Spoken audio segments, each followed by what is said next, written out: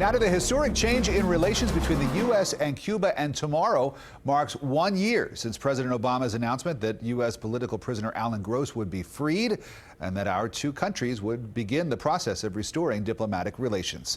CBS 4's Natalia spoke with the man in charge of the U.S. Embassy in Havana to find out what has changed and what hasn't. Natalia. Well, Chargé d'Affaires Jeffrey de Laurentiis says that a lot has changed, but he's also still working under very intense scrutiny, as you can imagine. He says that there are critical issues that they still disagree on, but at this point, they're doing what they can.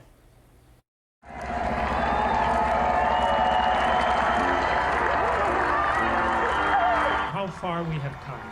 During the historic reopening of the U.S. Embassy in Cuba in July, Chargé d'Affaires Jeffrey de Laurentiis took on being the leader establishing diplomacy between the two nations after 53 years. We've set on a course now to try and talk about all the issues, some that we can agree on and some that we can't. Now, 1 year since President Barack Obama announced the two governments would work with each other again, U.S. business interests have improved on the island, with telecommunications companies establishing networks in Cuba. I would certainly like to see things move more quickly.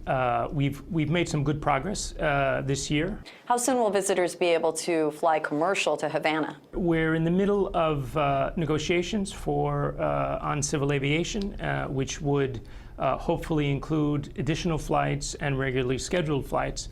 I can't say exactly when those will finish, but we're very close. The Obama administration has called on Congress to end the embargo against Cuba. De Laurentiis says it would help Cubans. We want to support the growing private sector on the island. Business aside, the Cuban government continues to arrest hundreds of dissidents. De Laurentiis says engagement is the solution. We've started a human rights dialogue, which will continue, and we feel we have a much better opportunity and framework now to press. And of course, we'll continue to speak out when we need to. Despite the potential of an improved country, Cubans are fleeing to the U.S. in droves. Since the president's announcement, the number of Cuban migrants entering the U.S. has gone up 78%.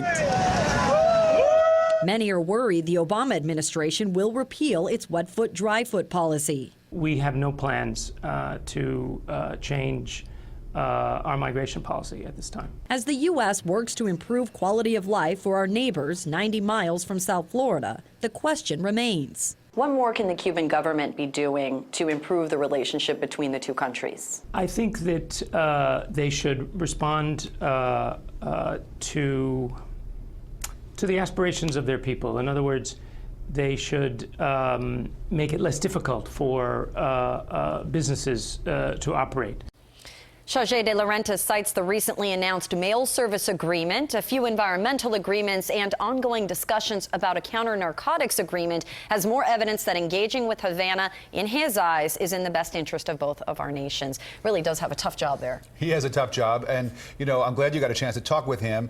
There are still so many skeptics here in the exile community in South Florida, people that do not believe that the U.S. should be re-engaging, but this process is underway, and so far we've heard about some signs of progress. I wonder, though, if the U.S. can do anything more about trying to prevent the need or the feeling of the need to come over here and risk their lives taking these rickety boats from Havana to Miami. Yeah, and he specifically said that he's encouraging people not to do that, not to especially work with smugglers, says it's very dangerous for them.